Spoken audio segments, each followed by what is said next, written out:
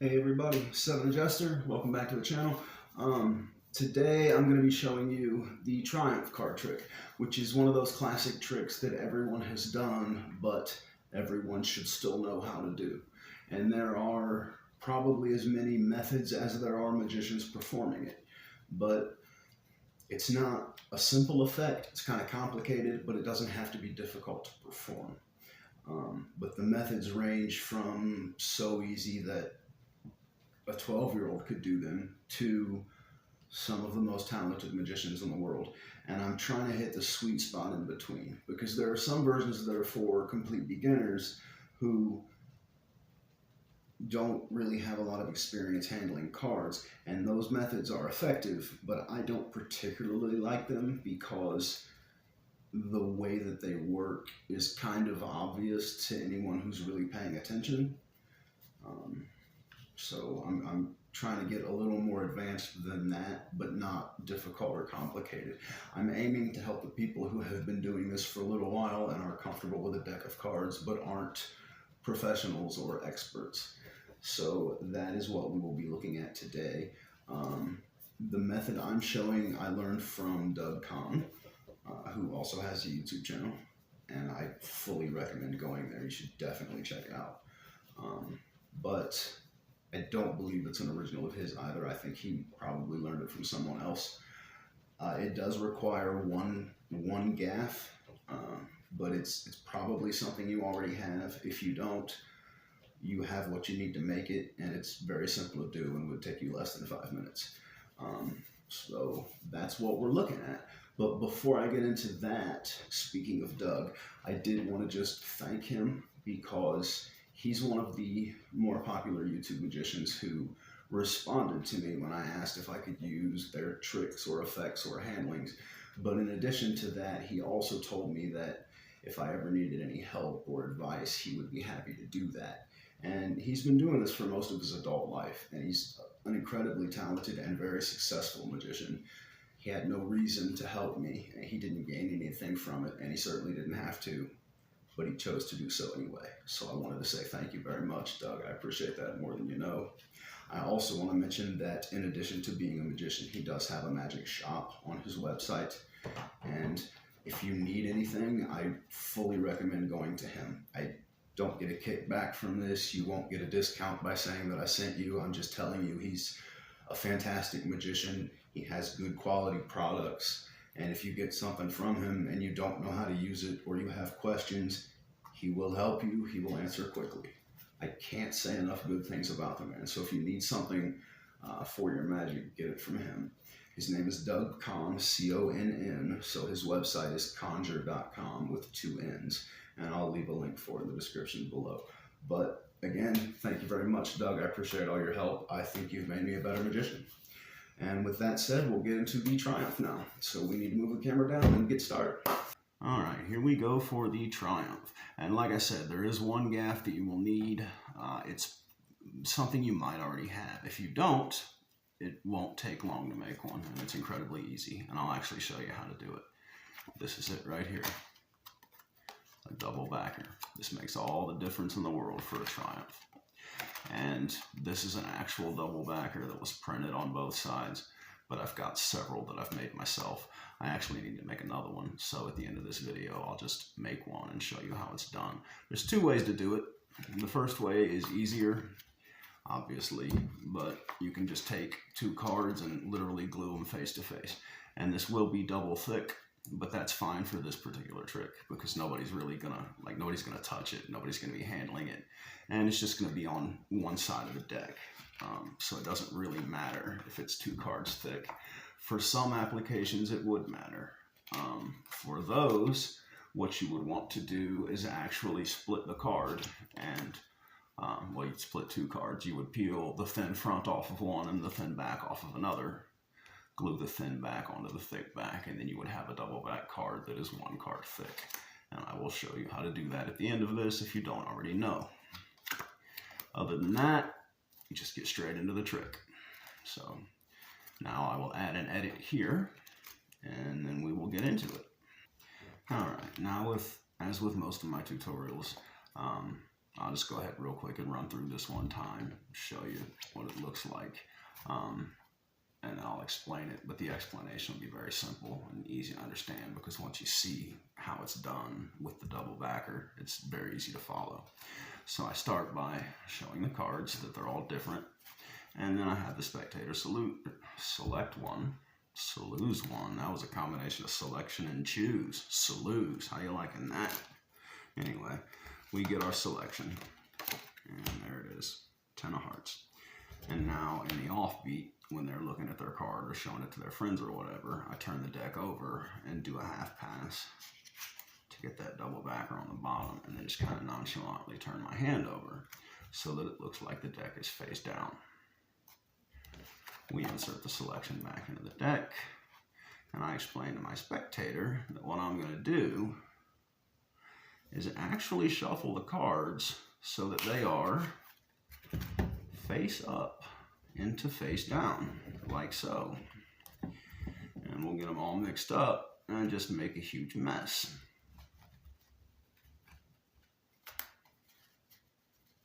And I generally don't do more than 1 or 2 shuffles. But, I mean, really you could do as many as you wanted, as long as you keep that double backer on top.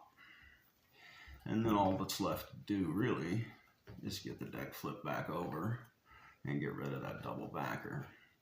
But the double backer is easy to get rid of in the same way. You say, now we just have to fix the cards. And the way that we do that is like this. You just make some kind of a move, hocus pocus, mumbo jumbo, whatever you want to do. And now you can see that after I shuffle the cards face up into face down, they're all facing the same direction.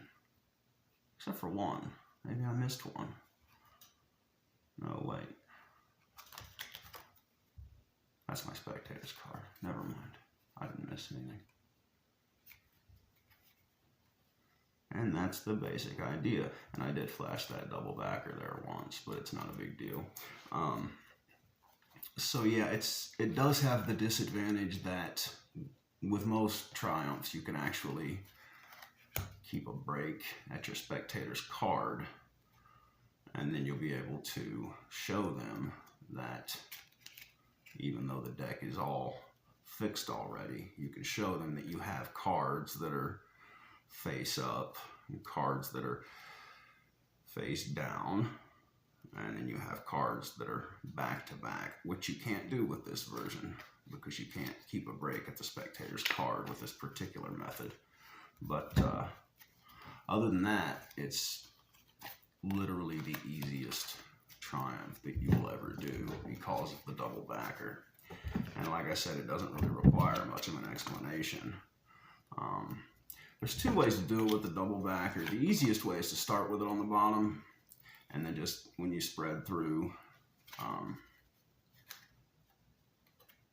can't let them see that the double backers, you can't spread this way and show that the double backers has 2 backs. But what I prefer to do is to actually start by showing the deck, and then all the cards are different, that we're starting with them all facing the same direction. And I can't do that if the double backer's on the top or on the bottom. So what I do is start with it on the top, and then once they make their selection, like I said, I do a half pass. So I turn the deck over so that it's face up. And for that half pass, I'm literally just sliding the whole deck forward except for the double backer and turning it over. It's literally that easy. And once you've done that, you can just turn your hand over. Nobody's going to notice that. And then when you take your spectator selection back, you have to remember that you can't fan through or riffle, but you just put it back in the middle. And then I like to stand the deck up like this and kind of angle it away from them so that I can split it down the side and then actually look like I'm turning this half of the deck over, because I don't want them to realize that there's a top on both sides.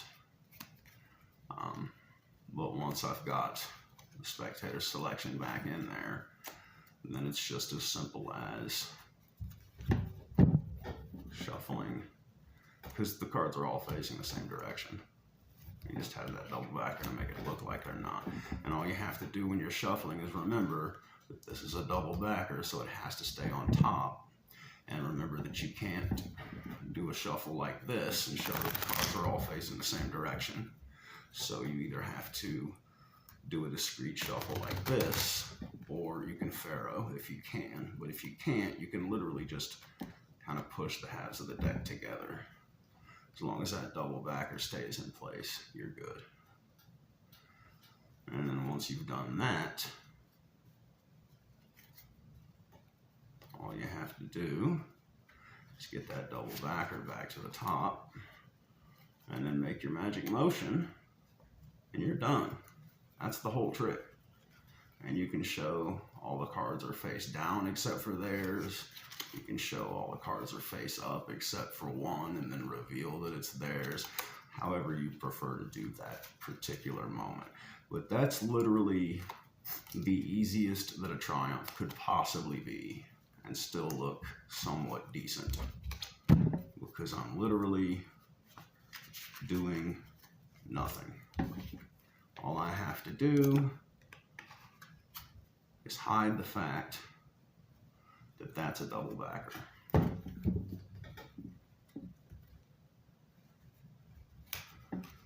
And the rest of the work is done for me.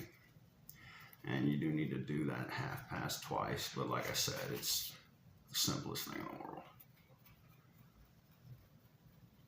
And I'll show you how the half pass works one more time.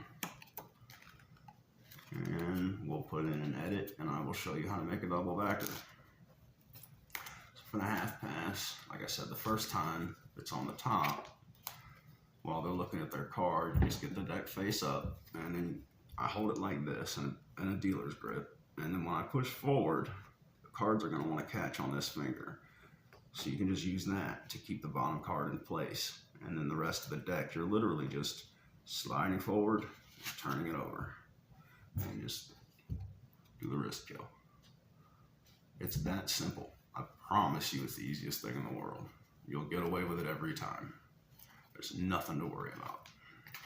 Then when the trick's over, you're doing the same move again. And that's it. You're done. There's nothing left to do. Just stand up and accept your applause. But we'll go ahead and put in the edit now, and I'll show you a quick double backer. All right, time for some light arts and crafts. I'm gonna use these cards because I don't have a double backer for them yet, but it's a bicycle deck, and your cards are gonna be just the same. If the cards are good enough quality to be doing magic with, this is the method you're gonna use. And normally I use rubber cement for my double backers, but I'm actually out, so I'm gonna be using some double stick tape. But it's a really simple process. Just don't be scared of it because that's what's going to mess you up the most. But basically, a playing card is 3 layers. There's a thin front and a thin back. And then the middle layer is mostly glue with a little cardboard to give it some substance. And we just need to peel off the layers that we don't want. And I have a board here because you're going to want a hard surface to work on. You don't want to be working on a soft table. And most people will tell you to get it started by taking the corner and tapping it like this, which will work, but I prefer not to do that because it's difficult to control how much fraying you're gonna get. What I prefer to do is just hold it kind of close to the corner like this and then just push down and kind of rock it a little bit. And that will get it started just as well. It actually works better for me. And then once they start to fray, you just need to get the layer that you want, and you can use your fingernails if they work for you. I use an X-Acto knife because it's better for me, and I keep my nails short.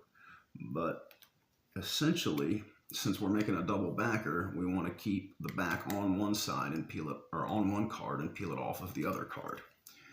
And once you get started,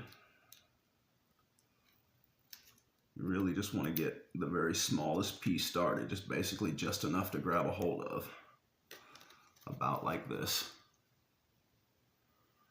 And then, like I said, we're going for the back, so that's going to be the thin side. You always want the thin side down. You want to be peeling the thick side up off of the thin side. And you'll see when you get it started, it's not a difficult thing to see. Once you do it for the first time, you'll never have trouble again, really. But once it's started, it's very easy to see all 3 layers. It's not a difficult thing to make out at all. And I'm going to take the thin back off of this one. So I lay it down with the thin side down and make sure to get, when I go to separate it, the thin side's down, so I need to take 2 layers, not just 1. And I like to fold back the layer I'm peeling off, so I'm not folding the corner I'm keeping. And then I just use the edge of my knife, the non-sharp side, to hold down the corner while I get it started. And then once I've got it started, I lay the knife off to the side and just hold it down with my finger. And all you need to do, make sure you're on a hard surface, you hold down the thin side and grab this and peel up. But what you have to remember, because this does make a huge difference, don't try to peel real slow. I know it seems like going slow would be more careful and it would be better that way, but you can't do that because you have to make kind of a quick jerking motion. As long as you're firm with it and don't be scared of it. It's a really simple thing to do. Now I've gotten to that edge, so I need to get my knife back in there to hold that down for me so I can peel up that corner.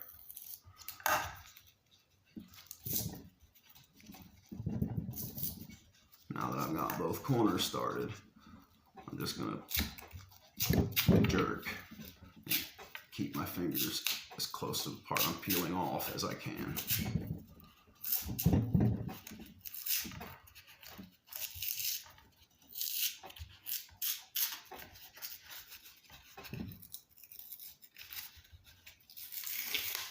And that's all there is to it.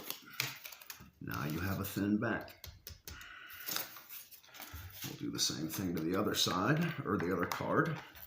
But with the other card, we need to peel off the thin front, because we don't want to be gluing together 2 thin sides.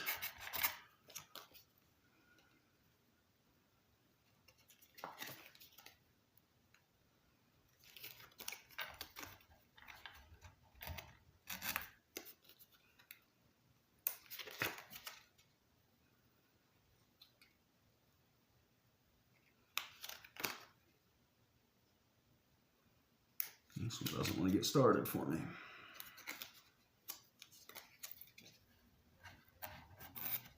Some of them are just a little stubborn. But if that happens, just keep working with it. And if it's getting frayed to the point that you're starting to think you might damage the side the side you want to keep, move to a different corner. But this one just split, so I'm okay on this one.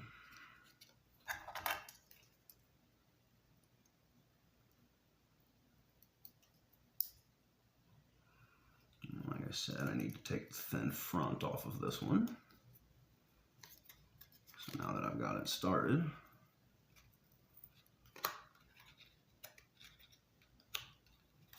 put that the front down because that's the thin side. Use my knife to hold that corner just to get it started, and just peel it apart.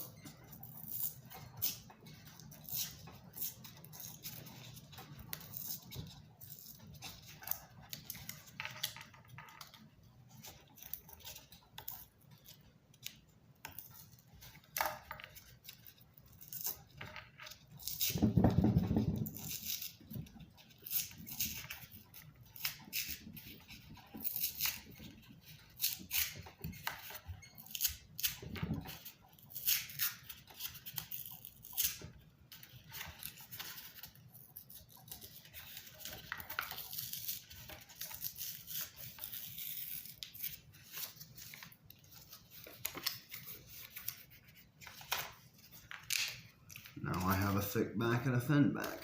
So now all that's left to do is attach them together.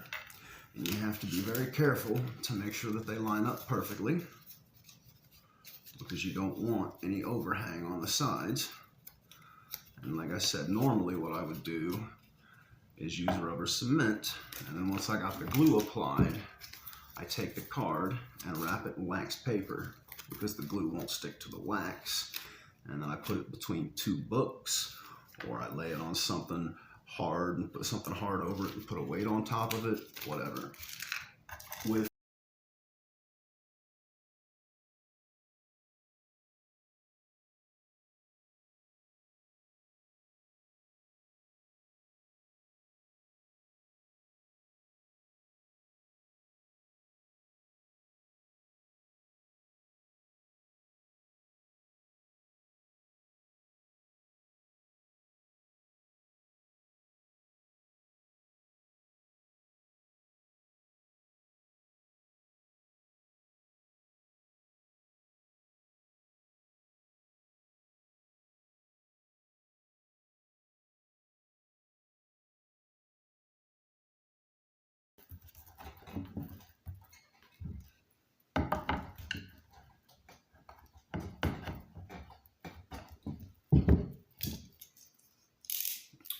just cut the extra tape off of the edges.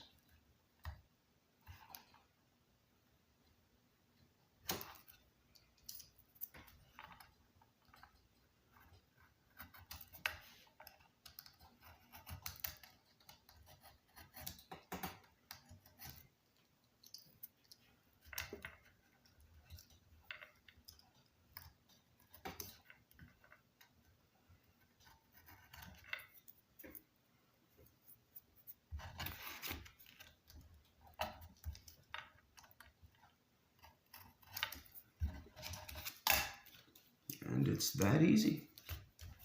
Now we have a double backer, and it is the same thickness as one regular card. Now, like I said before, if you're only using the double backer for this particular trick, you can just glue two cards together if you don't want to bother with peeling them apart. But what I will probably do is glue these together as well and have a double-sided joker. But that is that. And now you know everything I can teach you about a Triumph and a double backer. I appreciate you watching, guys. Thanks for playing along. I'll see you tomorrow.